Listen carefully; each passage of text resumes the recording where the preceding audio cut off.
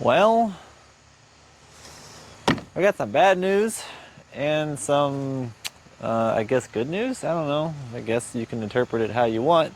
But we got the Manta Angler here.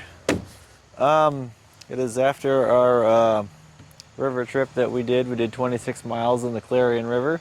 It's a lot of fun. I have part one of that video up. You can go watch it.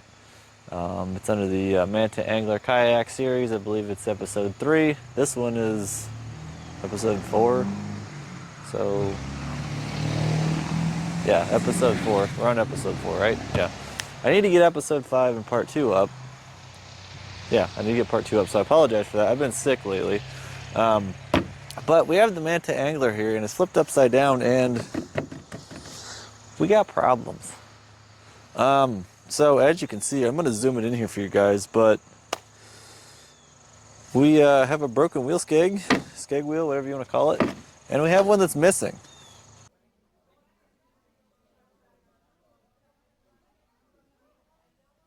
What? It's gone. It's all gone. That's not good.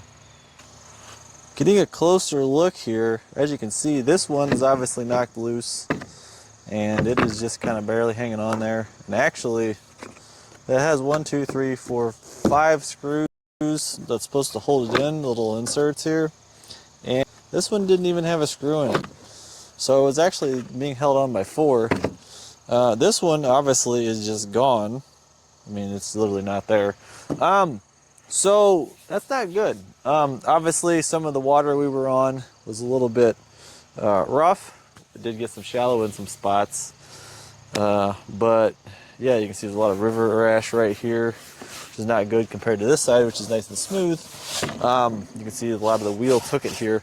But yeah, definitely not good when we're losing wheel skegs on the river, guys. So basically, to back up here and just to say, you know, what had happened was the river was not kind to the old Manta Angler here. It's got a lot of river rash up here even. Wasn't bad, but the river was low a little bit. I don't remember the exact height it was at, but it was low. We did get into a lot of spots where I actually had to get out and actually tow this thing, which sucked, unfortunately. It does not do well in shallow water, and it did a lot worse than some of the other kayaks that were there. Granted, some of the other kayaks were 12-footers, so they were a little bit better in the water, but this one did not fare as well.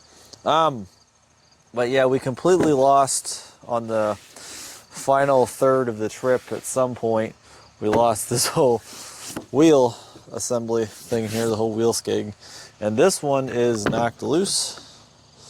And so we're going to have to repair that. I get why they did it this way, why they put these little sockets in here and screwed them on. It's kind of like a drywall anchor, so to speak, how it works. It goes in and it basically just splits it, and it just puts pressure on it. I get why they did that, but it still sucks.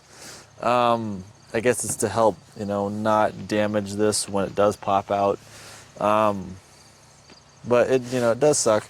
Luckily, these are under warranty from Lifetime. I believe I have like a 5-year warranty or whatever it is. So anytime I lose these, I can just contact Lifetime and be like, hey, here's what happened. Send them a couple pictures, and they'll be like, okay, and send it on their way. When I did do that, they got back to me like the next day or maybe 2 days later. I think because I sent it on the weekend, they didn't get back to me until Monday. Yeah, I sent it on a Friday, and they didn't get back to me until Monday or something like that. So anyways, they said basically, yeah, we can get this order for you, no problem, except for it's going to be on back order because we don't have this part in stock. And I'm like, oh, that sucks. So that tells me 2 things. 1, there's been a problem with trying to get this kayak in stock. And 2, that tells me because this wheel assembly was back ordered, you know, we can't get it. But then 2, other kayaks from Lifetime that use this, I've noticed, have also been out of stock on certain websites and things like that. And I've noticed that Walmart only has this version of the kayak, the gray version, online, and you have to ship it, and it comes straight from, it actually comes straight from Lifetime in Utah, from their warehouse. And then the blue version has just hit or miss here or there, 1 or 2. of it on the Tractor Supply website, but I've noticed a lot of the other kayaks too, just not even there. But we did get a box. Put the gun I down. saw you with the box. What was in the box? Because I envy your normal life. Put the gun down, David. It seems that envy is my sin. No, what's in the box? Not till you give me the What's in gun. the fucking box? We got a box finally. It's took like, I don't know, maybe 2-3 weeks. Actually, no. Yeah, it took, 3 weeks. 2 weeks. 3 weeks. 3 weeks. Took 3 weeks. But we did get, ta-da! We got new ones. So we can get these mounted on here and put back on there. And they actually send you both sides. I think these are just universal. I don't see like a left or a right on them, so I think you can switch them out, honestly. So at least I have one spare one. I'll get this one put back on, screwed back on, and this one I'll put on. So I have a spare one in case we lose it again. But we do have all that in here. And we got the wheels, obviously. I'm not a huge fan of these wheels. When you're dragging it across concrete and asphalt, like a parking lot, it's not bad, but if you get it off road, they kind of suck, I'm not gonna lie. But all that's there. You got your hardware bag with all the pins and the screws and everything, so we got all that, so that's good.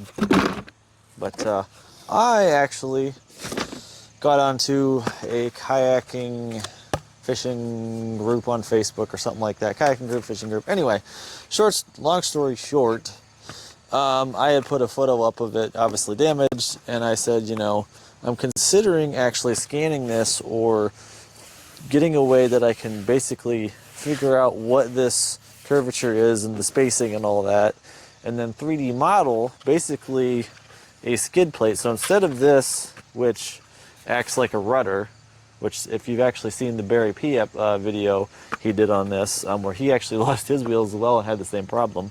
These actually act like the rudders in the back, and that's actually what keeps it so straight.